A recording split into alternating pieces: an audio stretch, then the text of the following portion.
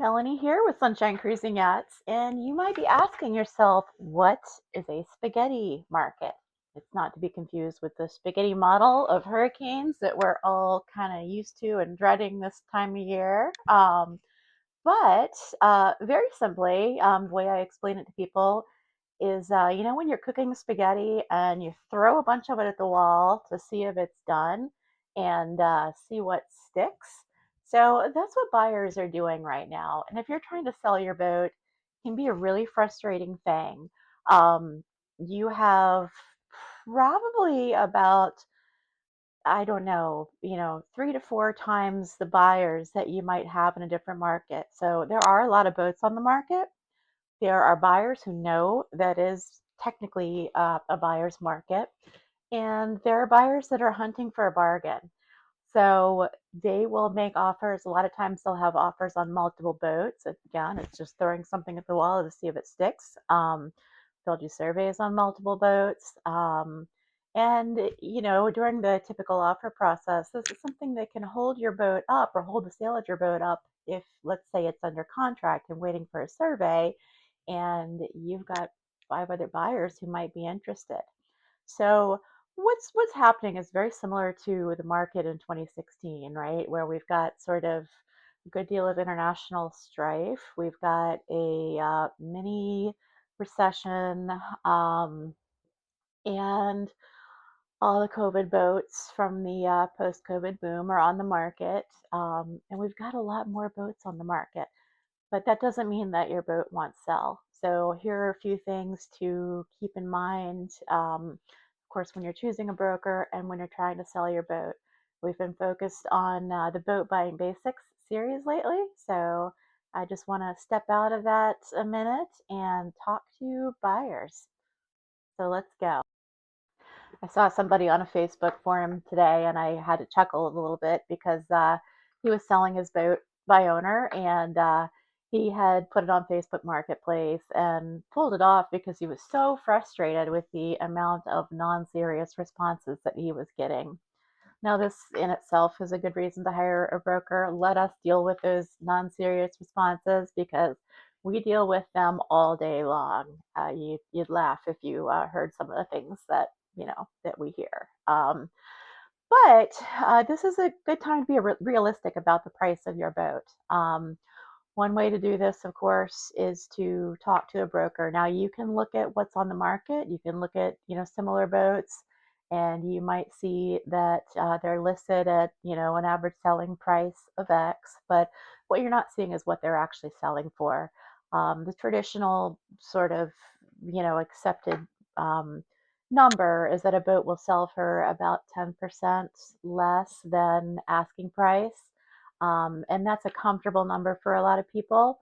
But the truth is, it's really all over the place. Boats are nearly impossible to value because if you're valuing a car, they pretty much all have the same features, and you can do a blue book thing and all that.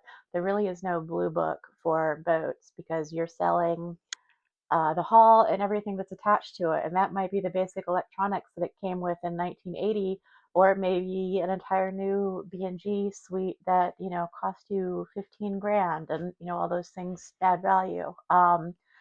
So when you talk to brokers, ask them to pull a market evaluation for you. This is what it should contain. And again, this is more useful if you're selling a boat where, let's say, like a Lagoon 450, where there are a lot of comps on the market. We actually specialize in the more unique boats, boats that, there may not be many comps for, or that other brokers, are like, this is too hard to sell. I don't want it. We love those boats. I love those boats personally. I've sold a lot of steel and wooden boats over the years. And it's hard, but it's a great challenge. If you post a listing online, you're going to have a lot of brokers contacting you. One of the biggest things that you want to ask them is, how do you market? This is something that's changed quite a bit in the last few years too, because the sort of primary marketing tool that we all use, boat Boats Group, which is Yacht World, Boat Trader, Boats.com, and all the other websites that that company feeds out to. Went through some changes in the last couple of years, raised their prices quite a bit. A lot of brokers left. We left them for a short while, which in retrospect I, think was a mistake. But we rejoined, and then recently we re-upped to their highest tier of service. So what that means is that, we're a boutique brokerage, we're a small brokerage, but we are offering and have the exact same marketing power that a Denison or United or, one of these companies that has hundreds and hundreds of boats listed. So I love being a small brokerage, and one of the reasons I love it is because we can give your boat individual attention. So ask your broker where they are advertising.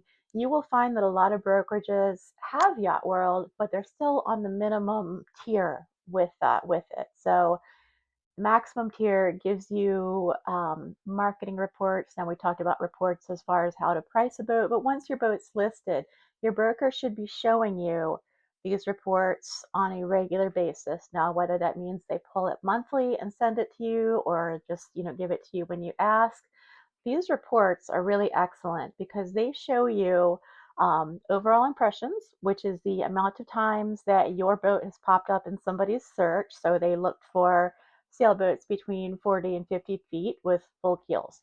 And this shows you how many times your particular boat popped up.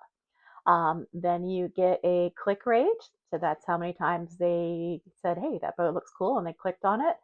You get a click through rate, which means they looked at all the photos, read the info.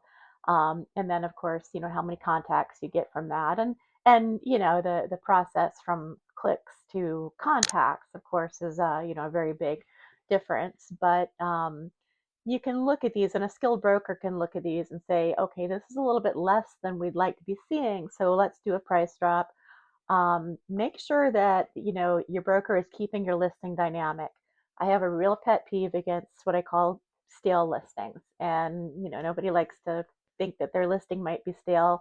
Um, it is the responsibility of the broker to keep that listing from being stale.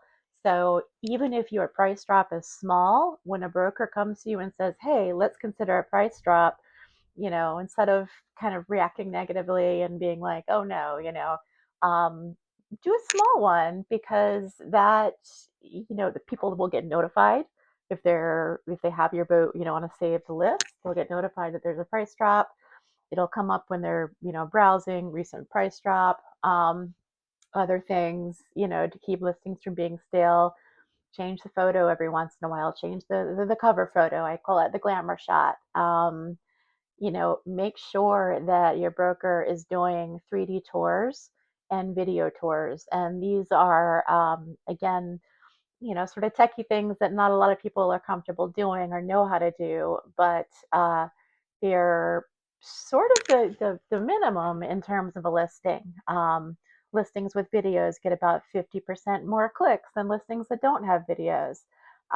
So I'm very adamant about our listings having videos, and using our YouTube channel. And anyway, so ask about that.